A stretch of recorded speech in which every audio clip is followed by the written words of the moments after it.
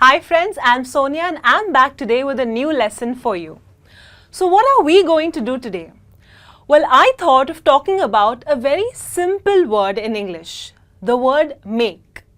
Because English is such a language which has so many small words which are really useful. So today, let's talk about phrases with the word make.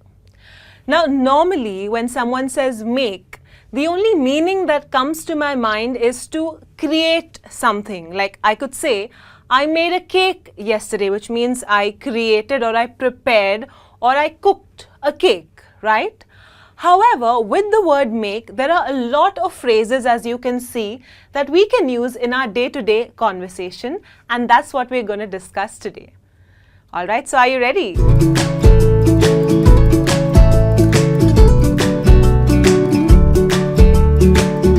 Well, my first phrase for you is to make a difference. Now, what does making a difference mean? It means to make a change or to bring about a change in something.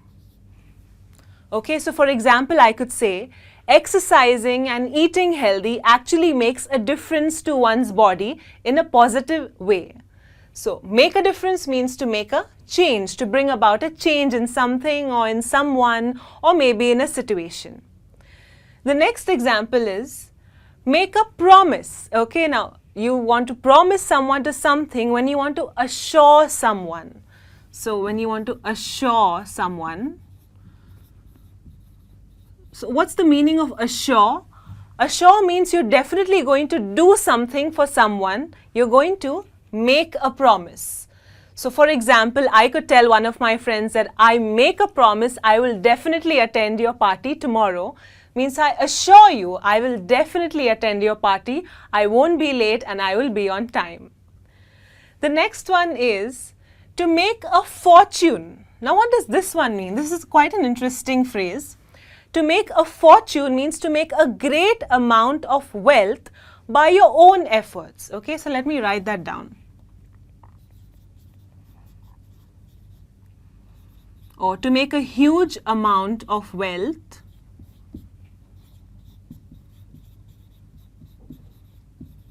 by your own effort.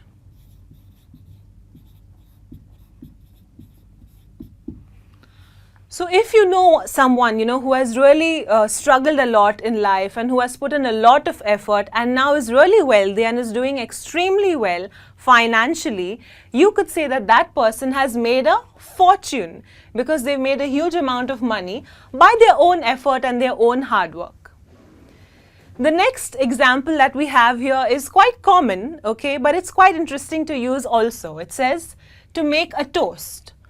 Now, what do I mean when I say make a toast? Am I talking about bread, making bread into a toast for breakfast? No, I'm not talking about that. We're not talking about cooking at all.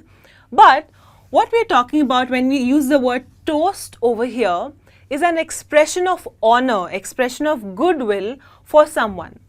So imagine if you're at a friend's wedding party, all right? And you're his best friend, okay? And you want to express how happy you are, how glad you are that he's getting married to the love of his life. So what you would do is when everyone's sitting at the table, you would raise a glass of maybe wine or champagne and you would say a small speech for your friend and talk about how nice a person he is, how happy you feel for him on that wedding day of his. That's when what it means is to make a toast, okay? So it is an expression of goodwill or honor. That's called making a toast. Not the other one where you take bread and make it into a toast and have it for breakfast, all right? Remember that. The next one is very simple, very easy to do, to make friends, okay?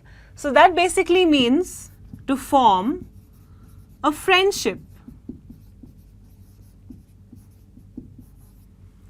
So if you have a child who's going to school, it's really important to encourage children at that age to make friends, to mingle with everyone. So that's when you can tell your kid, well, hey, Make sure that you make friends in your school so you always have someone to play with and always someone to take care of you. So making friends means to form a friendship.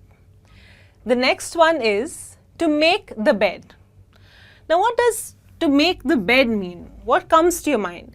Do you think it means that you need to just prepare a bed or make a mattress or make a bed? No, it does not mean that at all. Now, if you're someone who sleeps a lot, okay, and hence is getting late to work every day, you rush up and you just throw around your bed sheets and everything else and just get ready to come to work, that's not what you should do. You should always make your bed, meaning you should arrange your bed after you have woken up in the morning, all right? You should make sure that your bed is proper, the bed sheet and everything is put correctly. That's when you're making your bed so that it looks neat and tidy. So making a bed means to arrange the bed. The next one is to make a discovery. Now what is a discovery? A discovery is something which is new. So when you use a phrase like to make a discovery, it means to invent something or to find something new. For example, you could use a sentence like, well, Newton made a discovery that we still till date remember, and we are still so very happy that he did make that particular discovery. So to make a discovery means to invent or to find something new. The last and final one is something that we should avoid doing, but it talks about to make an excuse. Why do we make excuses now?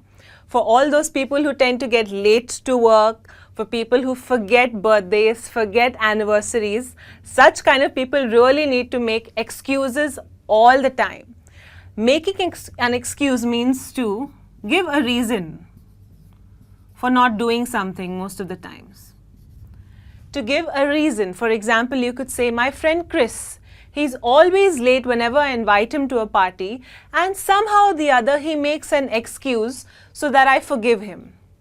So that's what it means to make an excuse, is to give a reason for what you've not done or what you couldn't manage to do in the given time.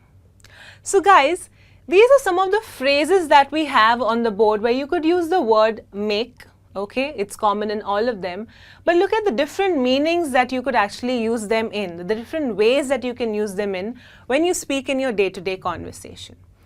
Well, I do hope that you guys use these phrases in your everyday conversation, and it will really make things so much simpler, because remember, like I said in the beginning, okay, the English language has so many simple words that we can use, and we can use them in different ways to mean different things. Okay, now this brings me to the end of the lesson. I hope you guys enjoyed watching. I'll be back soon with another lesson. Till then, keep practicing, keep watching, and do take care of yourself. Bye-bye.